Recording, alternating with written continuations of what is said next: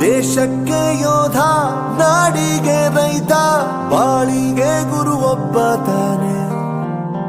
ಅಕ್ಷರ ಕಲಿಸೋ, ಅಜ್ಞಾನ ಅಳಿಸೋ, ಅವನೂನು ಅನ್ನದಾತಾನೆ. ತಪ್ಪು ಸರಿಯ ತಿದ್ದಿ ತಿಳಿ ಹೇಳಿ ಸಮಬುದ್ಧಿ, ನಮ್ಮ ಚಿತ್ತ ಶುದ್ಧಿಯಾಗೋ ಹಾದಿ. ಎಷ್ಟೇ ದೂರ ಹೋದ್ರೂ ಮರಿಬೇಡ ನಿನ್ನ ಬೇರು, ನಿನ್ನ ಸಾಧನೆಗೆಲ್ಲ ಇದುವೇ ಆದಿ.